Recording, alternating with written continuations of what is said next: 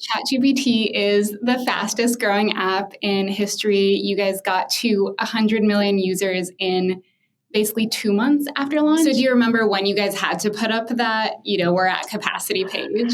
So that was on Thursday. It was the day after, actually. I think actually On Call ended up getting woken up in the middle of the night as things started to ramp. First as Asia woke up, and then as Europe woke up, and then as North America woke up. It just kind of hit viral Twitter news cycles. Welcome to The Edge of Infinity, a podcast of builders talking to other builders in the AI space.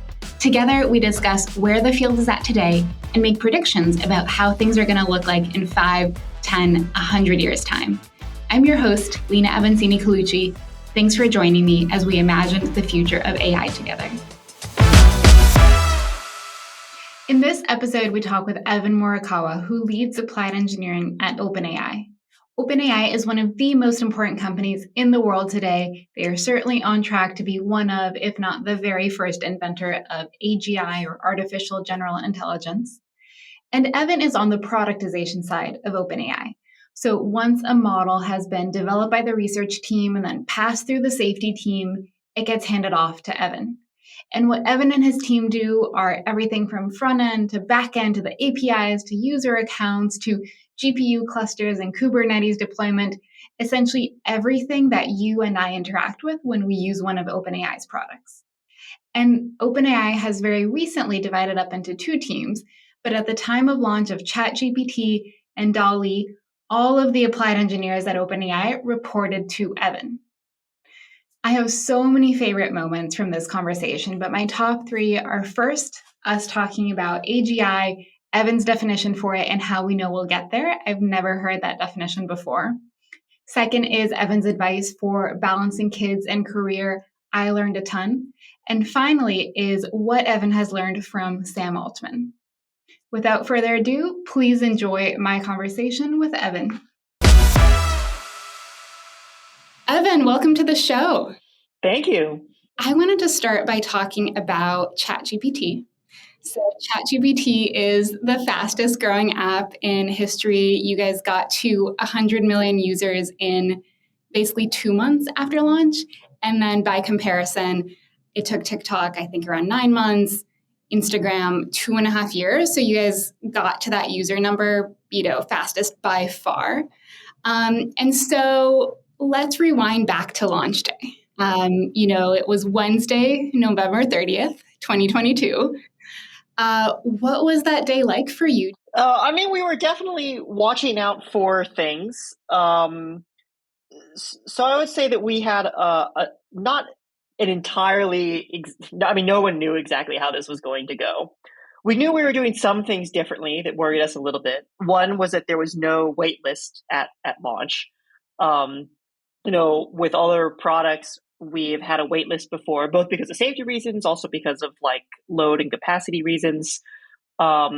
This time we wanted to make sure that we could get access as wide as possible. And that's right there in the broadly distributing the benefits clause of the charter here. But at the same time, really the only mechanism we had was we had this we are at capacity page that we could throw up if things started to run out of steam there. The other thing too was that this was designed to be a fairly not necessarily a huge product launch, but kind of a test of some of the new features that we had, notably a new kind of chat-based UI, as well as a fine-tune of our GPT 3.5 model that was more optimized for chat. So in a lot of ways, in some perspectives, not a ton was changing. There was a slight UI difference, a model that, if anything, was better aligned with kind of more on the rails chat conversations. I actually think on launch day, there actually wasn't a ton of traffic. I actually don't think it even passed number 5 on Hacker News that day at all. Yeah, no, the launch day itself was fairly tame. We tried to provision a little bit of extra capacity over there, but I don't think a ton beyond that. Fascinating. Do you remember when you guys had to put up that, we're at capacity page?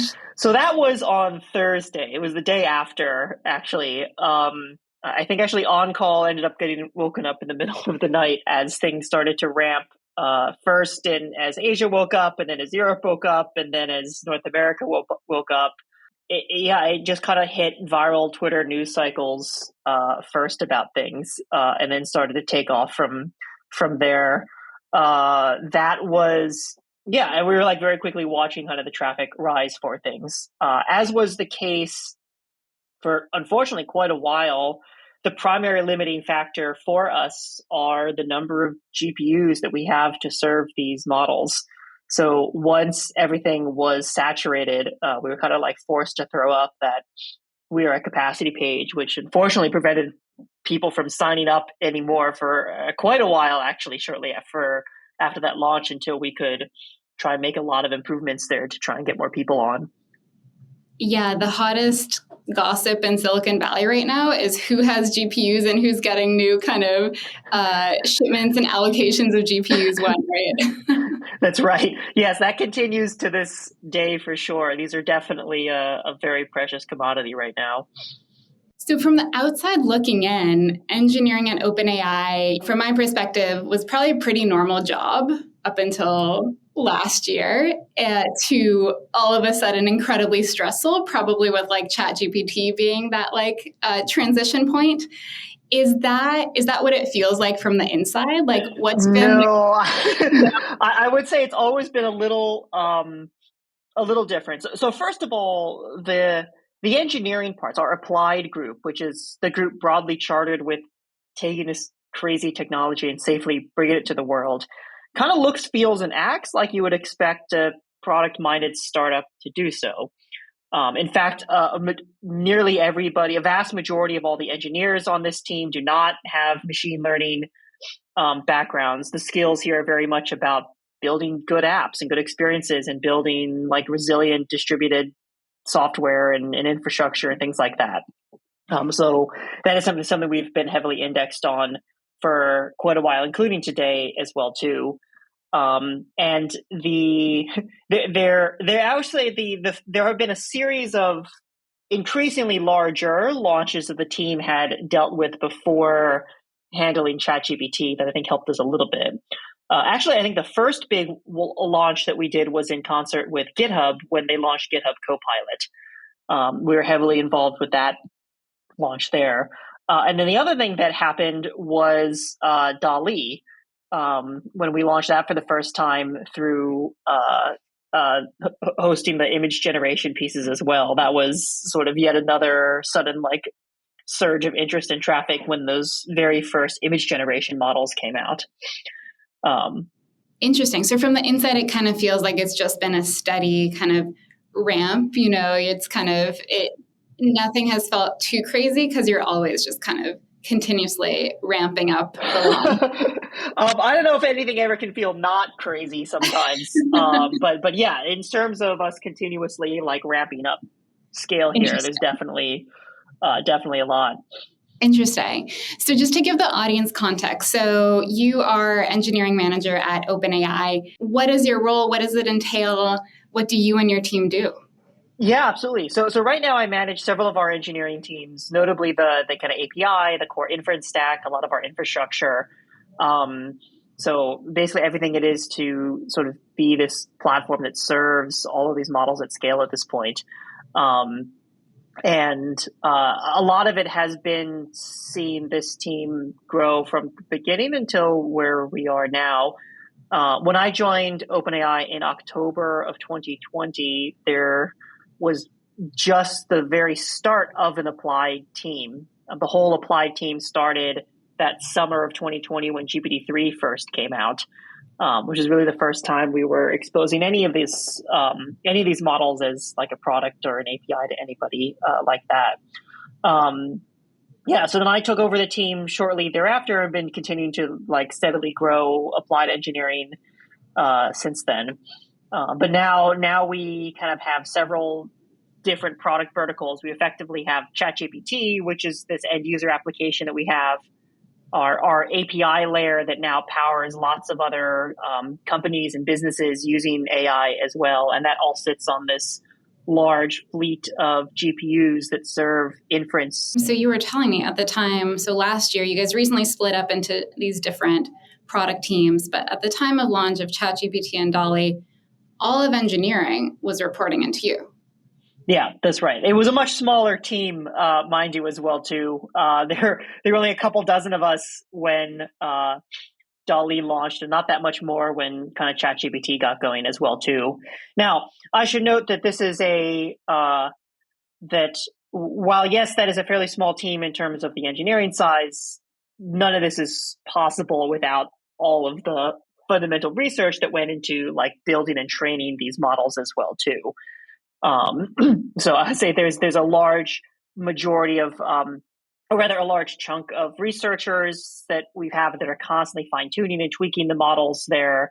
A lot of these projects start as early research ideas and then get a little bit like hardened and productionized as we wrap a product around them too. The kind of capabilities and kind of roles that are under you, I mean, is it all of infrastructure? It's like front end, back end, like all of that is yes, right now it's a pretty wide scope. I think mostly due to the fact that we have a fairly, like I said, it's still a fairly small team and product right now as well. Although getting bigger all the time, this has been certainly a major focus of mine as well. Yes, but the applied is also the side that has currently been spending the most effort building inferencing infrastructure. There are separate groups within a research org that specialize in building the large training clusters that train these large language models. This is a slightly different problem, though, than running inference at scale. You know, when you're a large training cluster, you need every node to talk to every other node, and everybody needs to take a gradient step at the same time together, and do so with like huge batches of data flowing through. At inference, we do share many of the same problems. These models do not fit on a single GPU. We have a lot of the complexities of coordinating across GPUs, but nonetheless, we're about serving like highly reliable, low latency, heterogeneous sort of workloads of everybody's different requests coming through the app. And while ChatGPT is certainly a huge chunk of that traffic, these GPUs are also serving a lot of the API traffic coming through that powers a lot of other people's apps and applications too. Just to ask, so for you and your team, like what has been the craziest time during your tenure so far at OpenAI? Several, probably the weeks after ChatGPT launch, certainly I would say are one of the crazier times as well. It certainly impacted some teams harder than other for sure. The kind of core engineers that were supporting what at the time was some very new infrastructure to serve ChatGPT. We're constantly just like going from one fire to the other at that point. I think this is more an exercise of picking which fires to let burn at the time to try to like keep up with demand. There were simultaneously a lot of efforts to try and move things around to get more capacity here, and capacity for us is really in terms of more anything we could do to get more GPUs to serve more traffic, while also making a lot of big pushes to try and squeak optimizations that we could out of this. You know, if you make inferencing or you make the system 50% faster, from our perspective, that was the key to serving 50% more people with the same amount of hardware, roughly speaking. But yeah, that was another like kind of major focus of things there too. At the same time, when ChatGPT launched, been also actively working on preparing GPT-4. So in addition to just stabilizing ChatGPT, we were getting ready to launch GPT-4. Plugins also came shortly after that as well too. So we're also kind of simultaneously prepping for that. So yeah, that was a particularly busy time. Did it surprise you? I mean, ChatGPT had this crazy kind of impact on the world, right? And then GPT-4 came out a few months later. And when I use it, I mean, I think it's an order of magnitude better, right? The reasoning capabilities are insane, GPT-4 compared to 3.5, but it didn't have as much of a splash on the world. Was that surprising for you? Yes and no. So I would say internally, we were certainly excited about GPT-4. I think it's partly because, everyone had kind of gotten used to what GPT-3 could do as well. One thing I think we underappreciated certainly is I think a lot of people here forgot that magical feeling that they felt really all the way back when GPT-3 first came out. Like everybody here also kind of had their minds blown about this thing that you could like talk to in coherent ways. And for a lot of people with ChatGPT, it was not just their first exposure to a newer, better model. It was their first exposure to this type of like AI interface at all. And yeah, it is a little bit subtle. Sometimes the differences between where GPT-4 shines and where GPT 3.5 doesn't. That's something that's been emergent and developed over time. And we can see it in evals and in lots of different types of like places and conversations. But yeah, but like there are lots of types of questions you can ask both models and they both give a seemingly totally reasonable response to. So the differences are certainly subtle in some applications and black and white in other applications. There was this really cool moment where Lex Friedman talked about you in his podcast episode with Sam Altman, and I think I texted you after. I was like, I just heard Lex talk about you. You put out this tweet, and then I think provided him with even more information about OpenAI and kind of the pace at which you guys ship. And maybe it's in response to criticism you've heard that like, hey, OpenAI doesn't ship. And so you put out this tweet of like, here's the play by play of when we've shipped what. And it's a really impressive cadence and clip. What I wanted to ask is what's the balance to strike between shipping and then doing R&D? Like when do you know that something is ready to go out the door? First of all, these are all happening in parallel. If anything, there is far more stuff that the research teams have that we just like haven't shipped yet. Frankly, mostly due to our focus and bandwidth and availability to do so. But yeah, the despite things like coming out at quite a heavy cadence here, nonetheless, by far one of the primary like things that holds us back and make sure that we do very carefully is a lot of the safety work ahead of time to make sure that we are shipping something at a state that we know is good enough and ready to go out. Feeling like the safety systems, like the alignment work isn't quite there yet has been by far the single biggest reason why anything has like shipped later than it would have otherwise. So there's a lot of effort to try and make sure that like happens. OpenAI's ability to like continuously put out new interesting things, that is actually the main thing that like piqued my interest to join 3 years ago at this point. I remember just pulling up the blog from the first 5 years of research land and being like, how does one tiny organization continuously like clockwork just like put out more and more like groundbreaking research like this with a fairly like small group of people? Yeah, and being able to like continue that forward and continue to do so as we grow. If anything, despite us growing, is I think going to be one of the biggest challenges going forward too. I mean, it's a great question. How do you guys do it? How does such a small group of people consistently put out so much impressive work? There's definitely not one silver bullet for sure. I mean, Sam Altman is very insistent on what you can do with like extremely high talent density. I think that is definitely a big part of it.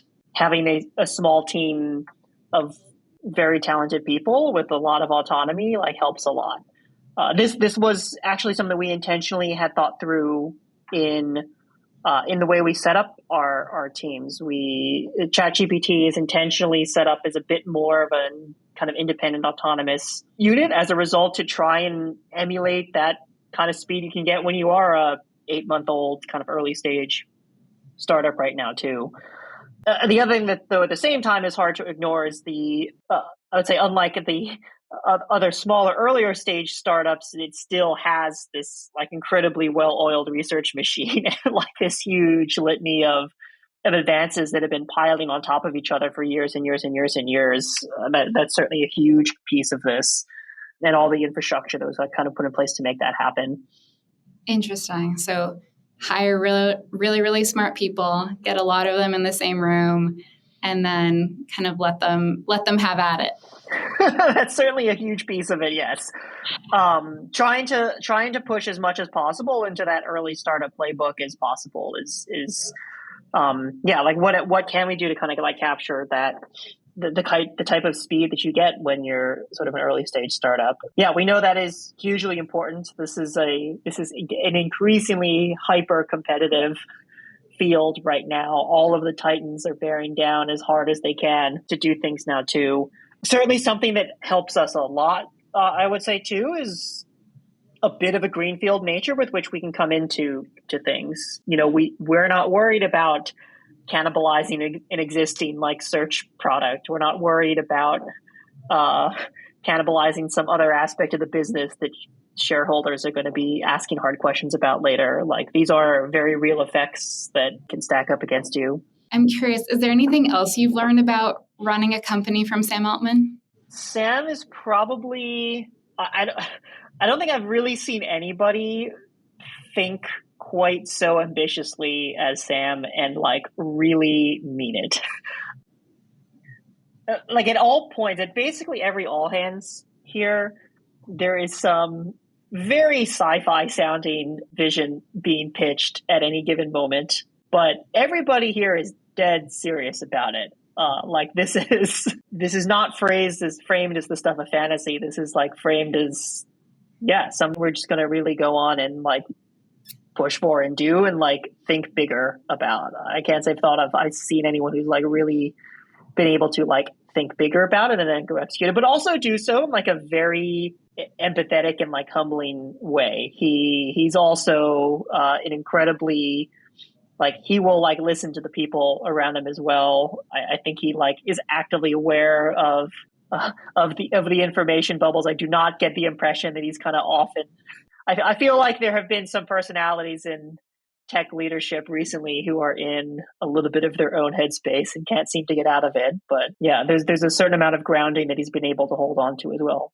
Yeah, which is impressive, right? Because I mean, I think we all get into our own bubbles, and it's hard to realize when you're in a bubble and how to get out of it. And it's interesting to hear that you think he's been able to tap into that. And it sounds like beyond, I mean, he went on the kind of world listening, right? But it sounds like even before that, right? It was like within the team being able to have an ear. I think that's a great example. I mean, it was just the sheer like impetus to do that in the first place, right? It is about like being connected to that. I actually think that, if anything, is like a very like existentially important part of OpenAI. The charter here is about benefiting all of humanity here, and there is a very like acutely aware major section of the company that like absolutely understands that we like live in a very pluralistic society here. You not live in this one Silicon Valley bubble, and being able to like actually do that on all of the like many dimensions you need to needs different ways of thinking, needs different ways of like going out and connecting with like other parts of society in the world here. You've started a couple of startups before. So you've been a founder. How is being a founder different from being an employee? Here, frankly, not that different. Certainly a lot less stressful, that's for sure. I mean, let's be clear. Like, OpenAI is very well positioned here to like give security for the places that are helpful for sure. But at the same time, this has been a very active profile that we looked for when hiring for the ability to take a quite vague problem, this kind of new technology, and just figure out a solution around to it end to end has been a huge and major component of what makes this successful. Now, this is, as the projects are becoming even more like large and varied and complex, we do need a large set of skills. We both have people here who are multiple time YC founders that are great at going off and like prototyping some new piece. But we also have people here that have seen all the big company infrastructure scaling problems and like really can like set us up for a level of scale that most early stage startups just like don't see. So we need a bit of a balance of both right now, but that type of like creativity and ownership and just willingness to dive in and do whatever and take agency over things are deeply important values that we have. And I think one of the key successes, one of the key like reasons behind any amount of like success we can claim. Is having been a founder something that you look for when hiring people, or how do you know, there's many ways to kind of be able to take initiative and go from that 0 to 1 without being a founder, but that's right. Is that something you actively look for when you're hiring? Yes and no. I mean, it is definitely like a sign that can add on to other things as well. It very much is the case that if the environment here is rapidly changing. There are not the major structures that are in place of like a large company. At the same time, I have had people who have, on paper had nothing but giant FAANG company like careers, but have been able to at every stage kind of like through their own volition and initiative, like carve out significant areas and push and run on that as well too. So I think that personality type does show up in kind of early stage founder pieces, but it can also show up elsewhere too. If anything too, I would say that on the flip side, the counterbalance here is that we are also ourselves as a company, like growing up a little bit more too at this point. We are at a scale where if someone has only seen the earliest stage startups or only like hackathon something together, unless you've also had the experience sort of seen a lot of these robust systems at scale, that is also a difficult gap to close. So it kind of depends. But nonetheless, in general, I think that is like a pretty strong sign of just like a willingness to, if anything, jump into the void and do whatever is necessary to make something happen. So it's a pretty good leading signal in that sense. You had a role in putting out GitHub Copilot into the world.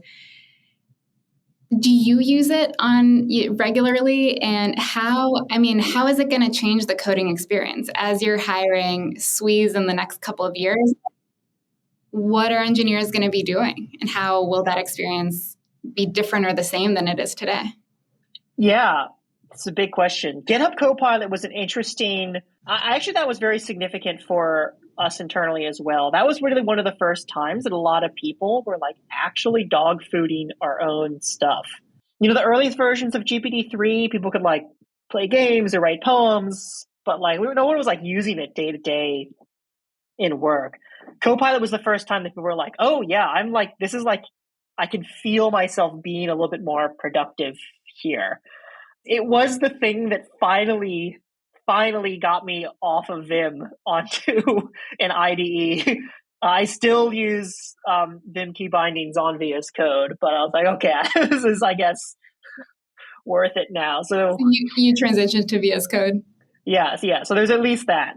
Yeah. Now there are still like I think a large set. There's a huge space here around what it means to be like productive. I think the way Copilot started, right, this kind of like autocomplete plus is really just the tip of the iceberg. I know a lot of people, GitHub themselves, are working on systems to write your tests for you, refactor your code, like do a lot of the like kind of toil work. Like this should lead to big productivity jumps soon. I think the big one that we have yet to really see, like bits and pieces of and prototypes, but nothing like that we've like really viscerally felt yet, is, like it knowing deeply about all of your code, being able to like put the entire private repo in context or through retrieval or through some mechanism here should feel like a major step function in productivity here as well too. Yeah, I think software engineers, though, is a place where it's difficult to. I am personally quite bullish on the future of this as a career. If there's any place that has been adaptive to increasing levels of automation, it has been software engineering. Maybe it's a little bit more extreme than the days we introduced like compilers over assembly, but nonetheless, maybe it'll be as similar for like a productivity jump. Yeah. I mean, if we project first of all, Copilot is amazing. It makes me so much more productive. It always blows my mind where sometimes I can just enter in like 3 characters and it just writes like an entire function that's exactly what I want it to be doing. And it doesn't yet have the whole context on the whole repo, right? But because you kind of work on features kind of in concert and at one time, and it has that in its context window, it feels like it does. So I'm personally blown away by the product. I'm excited about it just getting exponentially better over time. What is a software engineer going to be doing in 50 years or 100 years? Like, what does that job look like? Oh, 50 or 100 years. That's pretty far in the future at that point. I think there are some things that will, at least for now, seem to very much be human problems. I mean, if you think about just like the career advancement of software engineering in general, right? As it gets towards the higher levels of software engineering, you suddenly realize this is less a code problem and this is more a like human problem. This is a product problem. This is like a design and architecture problem with kind of, let alone 50 years, with the next year or two of automation. I hope that I think that we will see that the level of abstraction with which we need to work will like change and evolve over time. 50 years is considerably far past, I think, the current industry's median for super intelligent AGI. So to me, that's sort of synonymous with guessing what the world will look like then. Yeah, so the profession should definitely look and feel different. I think anything that like has these types of kind of like automated processes, the computers like being able to code and check themselves and try again and like do something new, like they'll be able to do that. Now, whether or not how we find the equilibrium of like who's directing the higher level goals here, that, yeah, we'll need to see where that goes. Well, this is a great transition into, is GPT4 AGI? Oh, I do not consider GPT4 AGI yet. How will we know when we're there? Yeah, so we actually talk about AGI as an intelligence that's roughly as economically productive as kind of the average human here, which is different than super intelligent systems. And it is also on the other side different than something that can like very much like transform the way that we work. I think GPT-4 plus a lot of the things that we have planned over the next year can definitely be transformative in the way that we work. I think we're approaching the point that we're asking a similar question to like, at what year did the cell phone become disruptive? And what year did the computer change things? It is clear that it has. Now, it is possible with the compression of those time scales that we will go through that transition so fast that it might effectively feel like a year in which that happened.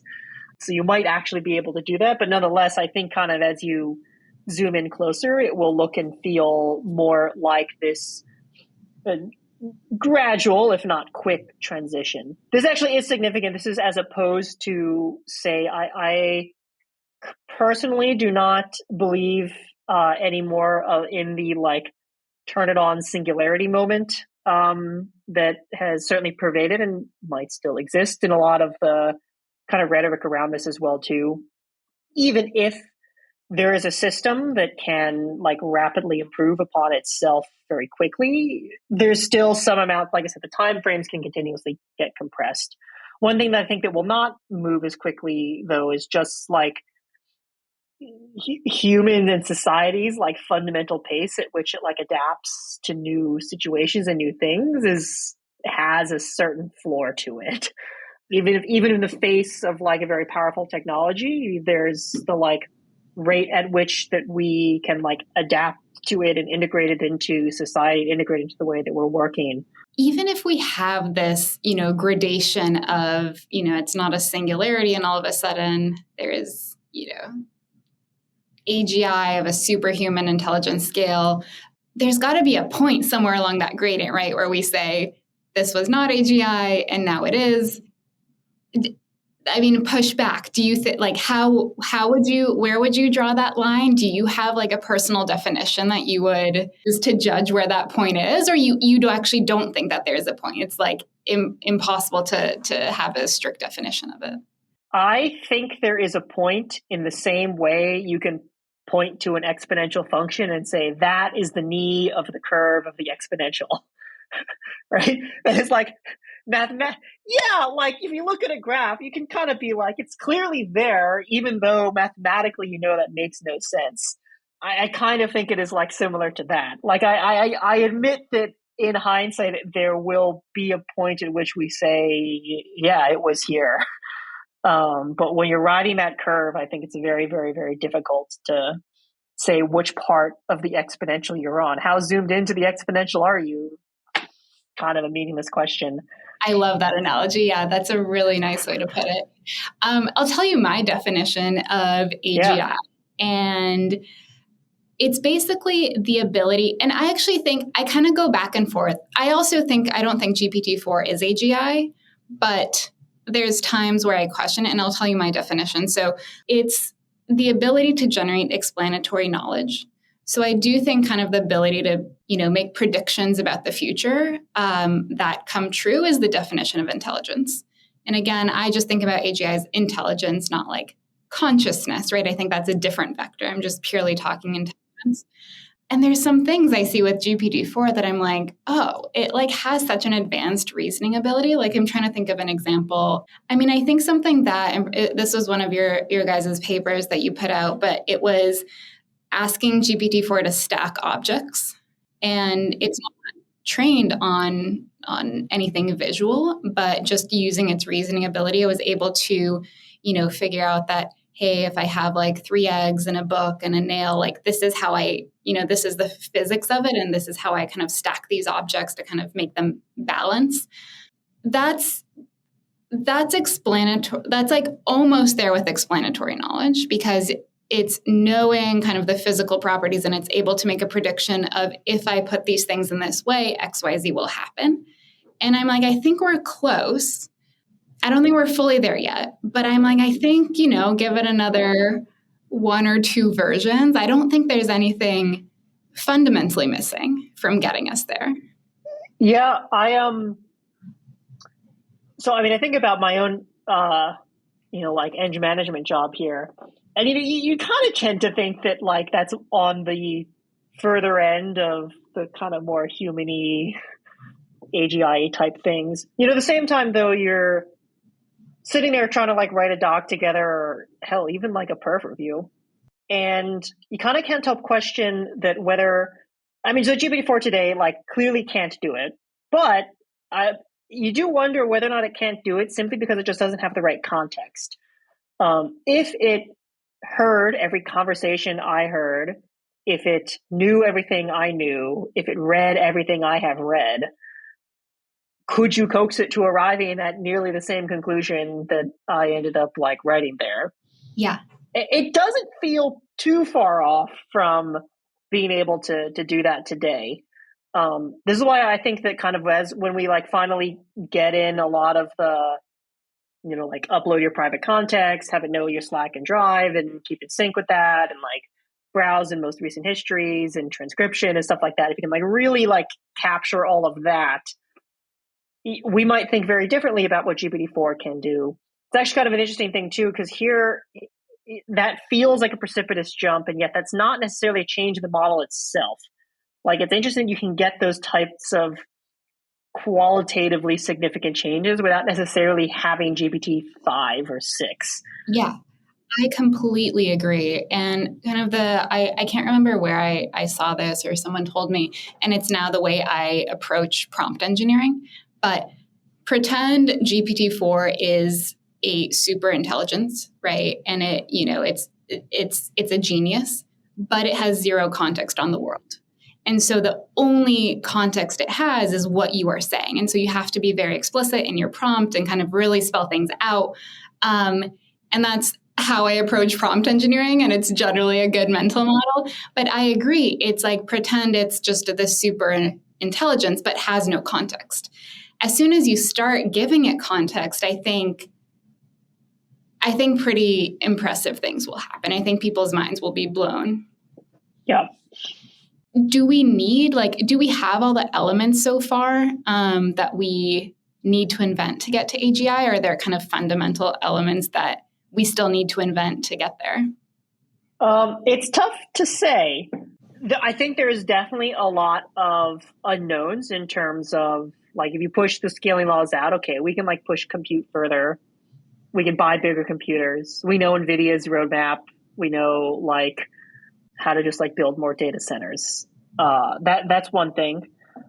First of all, this is controversial in the field, right? Like there's quite a few people that say you can't just like make it bigger. You'll just get more of the same dumbness in the same sort of ways amplified, but still miss the boat on some more useful construct of what intelligence means. I think that's entirely plausible.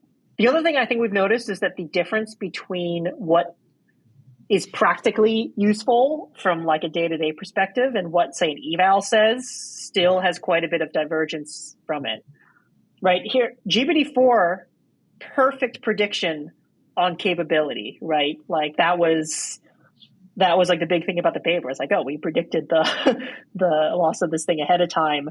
But we certainly in no way, shape, or form are able to predict how the market would react to that, what applications would be useful and would not be useful, what would sort of work and what would work well and what like wouldn't work super well. Product market fit does not follow scaling laws. Alas. Otherwise, then you really have something special. Well said. Well said. So yeah, I think that is where a lot of the kind of like unpredictability in this will come from. Is even if you have something that, I mean, yeah, like we GPT-4 effectively saturated benchmarks, so we need to kind of like think harder about that now. But and yet it still doesn't quite feel like an AGI here yet. There's still a lot to explore there. Absolutely. I feel like we could spend hours more talking about this. I love talking about this stuff. Let's maybe switch gears to a random set of questions. Sure. So you went to Olin College of Engineering, and actually that's where we met 15 years ago. And I don't know if you remember this, but I have a very clear memory. It was you and your parents and Megan. It was right outside the cafeteria. And the story is such a coincidence too, because, you know, your sister and I were both interviewing at Olin, which is a pretty niche thing. Not that many people get invited for interview weekend. And then both her and I ended up deciding to go to the Robertson program instead, which is also this really small cohort. And so we were classmates at Duke. But I am a huge fan of Olin. You know, if I hadn't gotten the Robertson scholarship, I would have gone there for sure. And I just think it's, you know, probably one of the top 5 engineering schools in the world. So for the audience, maybe can you explain like what is Olin College, and if someone's deciding where to go to college today and they're interested in engineering and STEM, should they go to Olin? In short, I think so. Yes, I had a great time at Olin. I think it's still absolutely doing like substantially helping push forward what engineering education means here. And if anything, in hindsight, has like felt more relevant, frankly. You know, Olin was founded on the precept of re-engineering engineering education, of a way to train engineers that weren't just doing problem sets and memorizing equations and staring at blackboards, but could work together in teams and do interdisciplinary projects and have a strong emphasis on user-centered design and entrepreneurship, as well as kind of the fundamentals of engineering across a bunch of different dimensions. This is also where I personally got really involved in the like Boston area startup scene. This was kind of, I think Olin itself has an entrepreneurial spirit to it, certainly, which I think made that type of entrepreneurial spirit match for me when kind of seeing other startups in the ecosystem. You know, there's a lot of things built into it to actively throw out the curriculum every now and then to try and like continuously keep that fresh there. And also the small environment is just like really conducive to being able to do something to like make a lot of change and sort of get a pulse of the community and things like that too. So yeah, I personally had a very good experience there myself. You know, in hindsight too, I've really found that that's a big, it's made a big difference when it comes to the way like modern tech and companies work. Yeah, just for context, so Olin is pretty new in the grand scheme of things as far as, you know, colleges and universities go. Franklin, Olin, if you go to universities across the country. There's like Olin buildings everywhere. So he was this big donor. And then he was like, I'm going to put all my money into one school now and one college and start this new college that's kind of designed to train engineers for the modern age. It was this experiment in this college that popped up in like a tiny, Needham, tiny town outside of Boston. And what class number were you? Like, what was there a full, set of freshmen through seniors when you were there? Like, there just was. So Olin's first graduating class was the class of '06. They actually had an early year, what they call partner year, that in normal world would have been a class of '05, but they all graduated together in 2006. That early 2006 class is like quite a few people I've seen in tech now. I think also from that early class, Frances Haugen has been in the news recently quite a bit for her Facebook whistleblowing. So there's quite now mind you that these classes, I believe, are like roughly like 80-ish, 80 to 90 people total per graduating class. These are very small classes. There's 300 and change total all 4 years, only undergraduate classes as well. Also different things like the professors, there's no tenure system there, which is very, very different, of course, if you're like in professor in academia. So I would have been the class of 2010. I myself ended up graduating in 2011 because we took this year off in between sophomore and junior years for to start to try and start a little company there, and then came back to school. I also had a professor who taught both at Olin and also taught at MIT and invited us to audit a bunch of classes over there. I actually ended up making this friend group because of that actually led to a lot of other of my future careers and paths later on too. So it ended up being a very strong network. That's amazing. And yeah, I do feel like there's kind of Oliners everywhere, certainly in tech, but it's a small cohort of people. But you all are very impressive, and you've called out a few, but just really kind of have a big splash.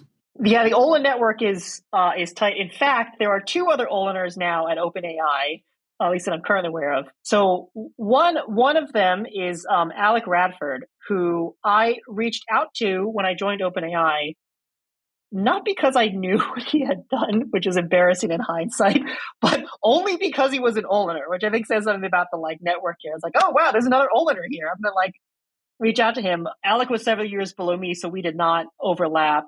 Anyway, yes, Alec is really a force of nature at OpenAI here. Radford et al. Is GPT, so he's now a thing. There's another Oliner here. Luke Metz is here as well. Luke had a tenure at Google Brain and then came over and now runs one of our post-training teams, which is a really key and has been a key part of everything that is the ChatGPT model to this day. Olin network is strong at OpenAI and beyond, and the Valley, and just kind of, tech and STEM in general.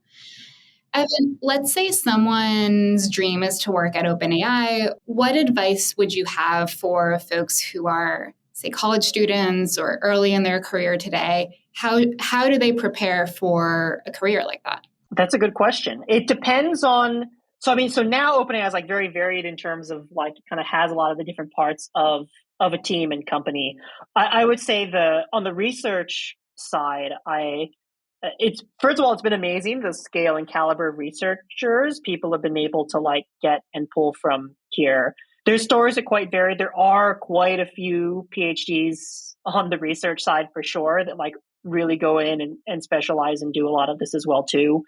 Getting a lot of real practice in industry, either through us. We actually have a residency program that's designed for that from the research side. I have noticed though that particularly the focus, we tend to specialize quite heavily here on specifically a lot of these large language models now recently. It used to be more varied, but yeah, it is a lot of these large language model type things, which I have noticed have diverged a little bit skill wise from say people who are building ad classifier networks 10 years ago. That type of data science has some overlap, but yeah, really getting into a lot of the large language model stuff has been a more recent thing as well. The other skill set that's been actually fairly difficult to find is exposure to like particularly the like types of large models that require operating across multiple GPUs, multiple boxes. There's a lot of specialization in understanding these like torch distributed primitives or CUDA kernels or like this NVIDIA stack, like the nickel COM collectives, like things like that too, have been another like key piece here. On the engineering side, like it's been the kind of like common theme here is a lot of experience building resilient, high scale, like distributed systems. Kind of all the engineering and like both from like an infrastructure perspective as well from just like a product perspective as well too to make that happen. Awesome. And so let's say someone's in college right now. Should they be taking certain classes? Is it more about the side projects they're doing? Is it like hands-on stuff? Is it coursework? Like what should their next year look like to prepare for a job at OpenAI? And let's say your team. Yeah. So for a lot of the like engineering pieces, I think by far the most useful experience has been experience in industry through starting through like internship programs at one of the big tech companies. And then also just like having time at either large or rapidly growing startups to begin with. It's definitely a field that has a little bit of the kind of like academic CS theory behind it, but just a huge chunk of kind of industry specific technologies and a lot of like industry specific experiences that you get when seeing systems and companies like grow and scale and things like that too. There's some nuance in there too. Like I think all the big, like the really like the kind of like Google sized tech companies, they have a lot of the like problems and experience in programs like that as well. They use their own kind of proprietary tech stacks. It's not necessarily a huge problem. Being able to have exposure to kind of like both sides of things is a big deal as well too. Basically graduate, get out there in industry, start getting experience building real systems and just like getting your hands dirty. Yeah, for sure. Waterloo in particular has a very strong like kind of like internship and externship like program that tends to send people through a lot of like companies. So by the time they get out, they like really have like seen how modern engineering teams just like operate and work and do things. That's a great point. Yeah, Northeastern also has their co-op program. I mean, frankly, it's hard for schools to keep up these days with curriculum because things are evolving so fast. The goal of school is learning how to learn, right? But any kind of one specific skill set is just, it's hard for schools to keep up because it's hard to refresh the curriculum every single year. Yeah, no, I definitely think the meta learning pieces are important. At the same time, though, I think the opportunity to do nothing but just learn something becomes increasingly rare as time goes on. The thought of having an entire dedicated block where your only job is to learn something new always seems like a bear at the time, but in hindsight is one of those like precious things to have at the other end. Related to time, you had your first kid about 2 years ago, and you're 2 on the way. Congratulations. Thank you. I'm thinking about, whether or not to have kids. I think I want to have kids, but I also want to continue to have my foot on the accelerator career-wise. There's so much I want to accomplish. So I always love hearing from accomplished folks who I respect of how they've been able to kind of balance the two, balance the kids and the career. What advice would you either give for me or kind of for your past self about how to prepare and how to think about balancing kids? It's definitely worth it for sure. It brings new challenges every time in kind of their own unique ways. I will say one thing though, particularly around the kind of like work and career side things. If anything, the forced rigidity of things feels like it has made me more ruthless and productive in kind of like prioritization. So very concretely, like I don't have nanny care until 8 o'clock in the morning.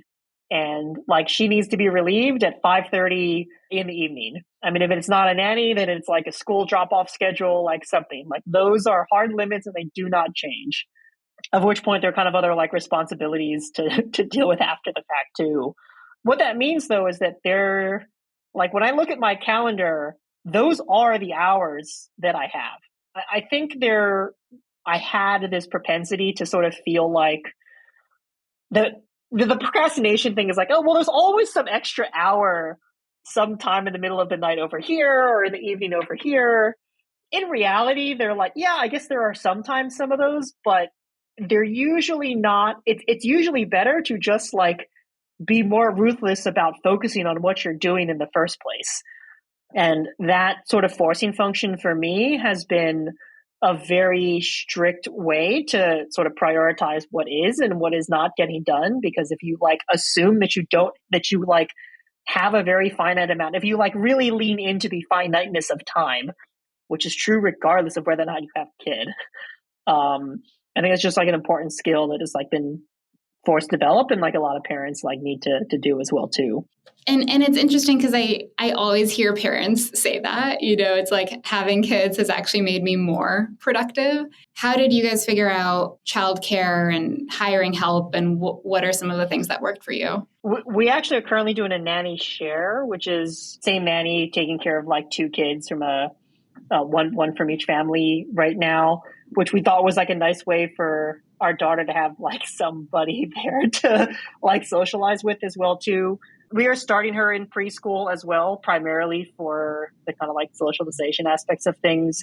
There are lots of like different ways people do this, however. They're from like daycares to full-time nannies of like varying years. It's like very wildly varied, even amongst people that I consider like nearly identical and like all on paper respects. Like the way people do this tends to be like very different and sort of suits their interests and needs at any given time too. I'll say another thing too is that the degree with which people like have this impact their lives is also wildly variable as well too. I know some people for whom like they made absolutely zero changes to the way that they were living before and after kid. And some people who like completely like moved and upended all of their lives to like change things around this. So there's like a very wide spectrum in the way people handle this. But at the end of the day, like most people turn out okay. At least the risk factors are probably elsewhere beyond the optimizations of time and nannies, certainly.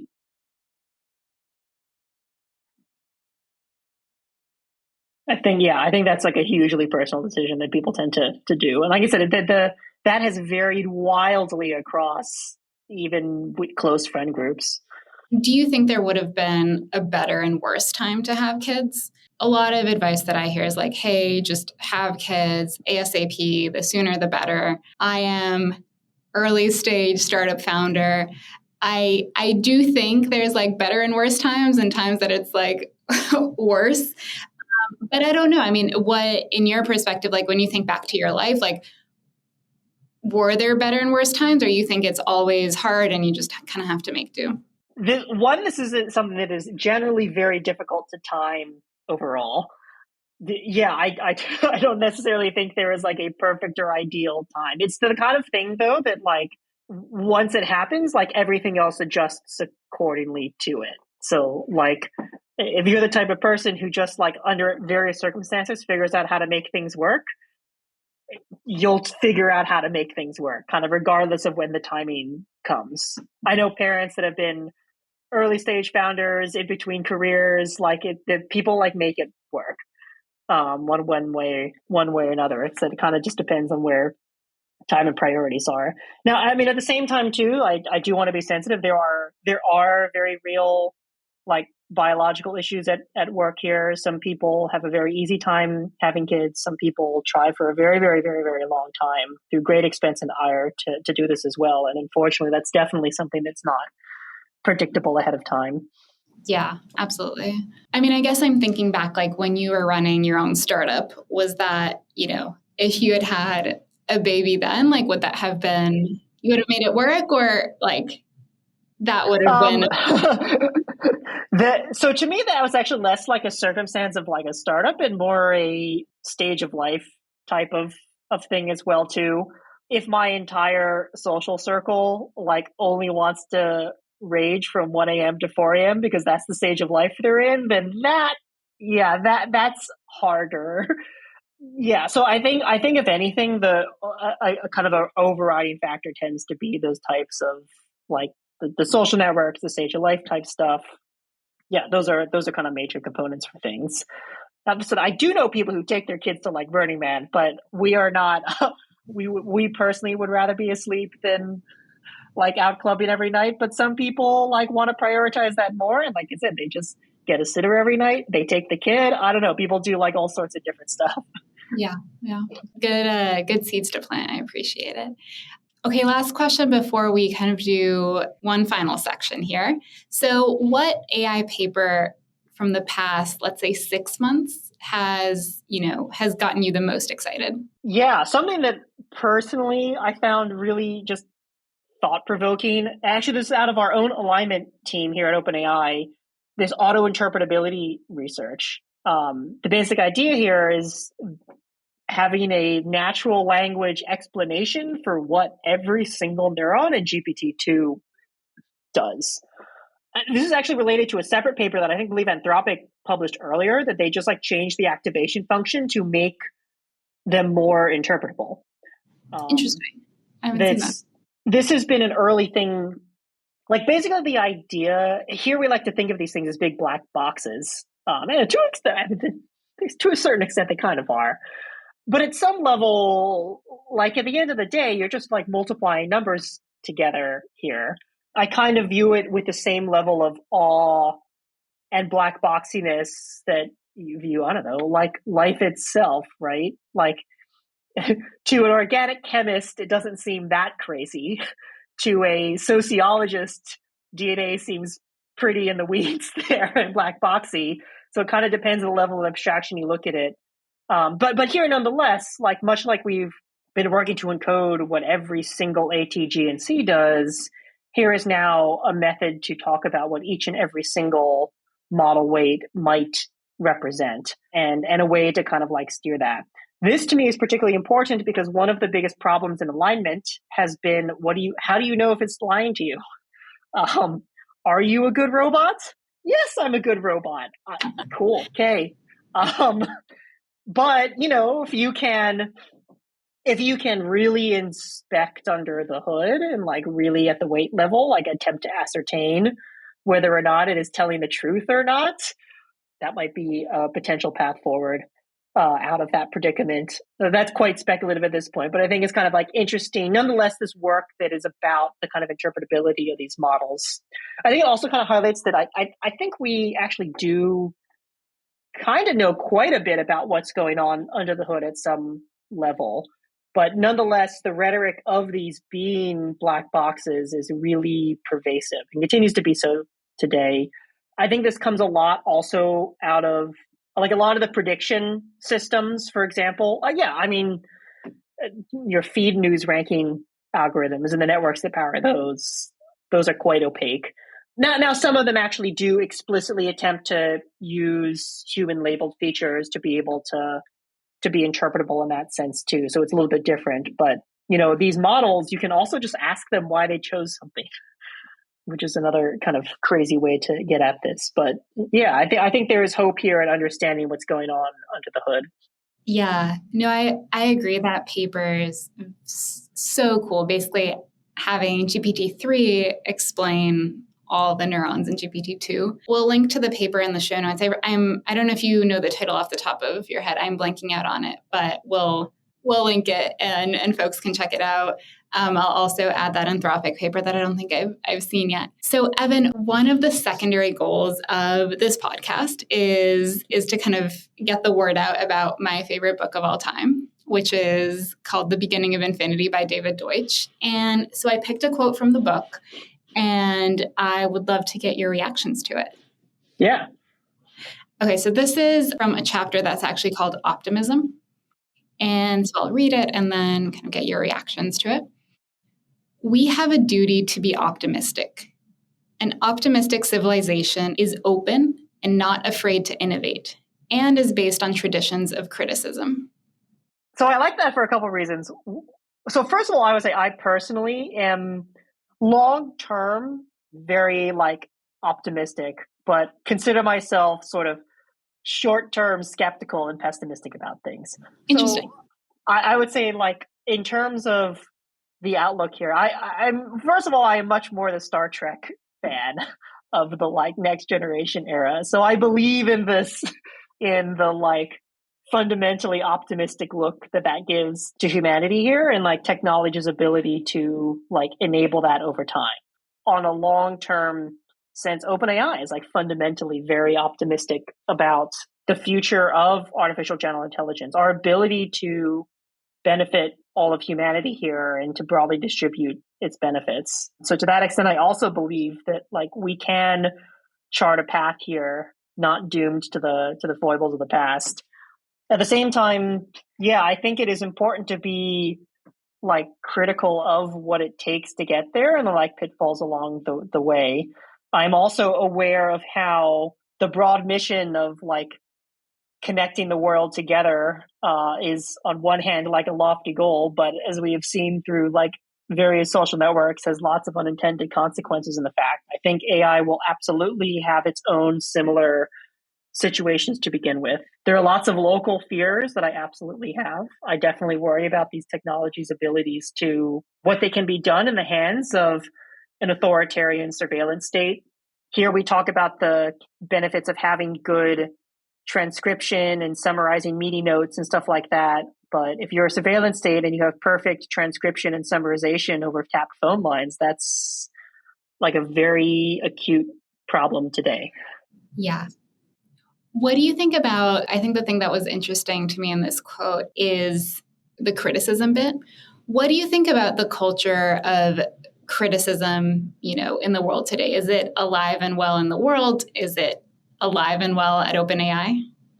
Yes, both alive and well, and I think a deeply important part of this too. It is important to have that criticism and skepticism for everything that is happening. I said a lot of these things have unintended consequences, and I think if we're not introspecting that brutally and honestly, it's very difficult to uncover those areas. I mean, to me, it's also the essence of healthy debate, of kind of pushing this field forward, of finding the pitfalls along the way.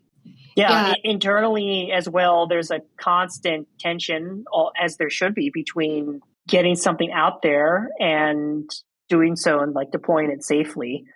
Non-deployment is one of many potential tools when it comes to how do you constrain the use of these technologies. Yeah, these are always and need to be in tension with each other. Yeah. I totally agree that criticism is just critical for innovation and for kind of pushing civilizations forward. I do feel like the tradition of criticism in kind of an open and direct and kind of productive way is somewhat lost in the world at large today. There's plenty of disagreement in the world, but not a lot of nuanced conversation. And, I think a lot of that comes from social media. A lot of that comes from kind of business models around eyeballs and clickbait. I always love finding pockets where there's actual real kind of nuance to discussion and criticism and active debate. I'm a really big fan of the Olin podcast because I think that's one of the few places I found where they have kind of active and nuanced debates about stuff. But yeah, I'm happy to hear that you think criticism is alive. I actually think this is an unintended consequence of having something like ChatGPT go a little bit more mainstream, actually, is that it makes it more likely that a lot that debate cycle will happen in places other than just Twitter. I think if something is just being bickered back and forth on Twitter, there's a certain amount of I don't know, it depends on the community. But yes, the fact that all the op-eds of all of the major news publications have deeply and thoughtfully push this conversation forward, both from the optimist and from the critical perspectives, and in kind of that pendulum swinging like balance here, I think has been a hugely important part of moving this forward. But at the same time, you don't attract the opinion sections of all the major news publications unless it's like something significant to talk about as well, too. Yeah, great point. Well, Evan, this has been so much fun. Thank you so much for your time. And I look forward to catching up soon. Thanks again. Thank you. Thanks for listening to The Edge of Infinity, an AI podcast. You can find all show notes, transcripts, and resource links to all of our episodes at blog.infinity.ai. I'm your host, Lina Avancini-Colucci. You can find me on Twitter at Lina_Colucci. That's LINA_COLUCCI. Thanks for listening, and until next time.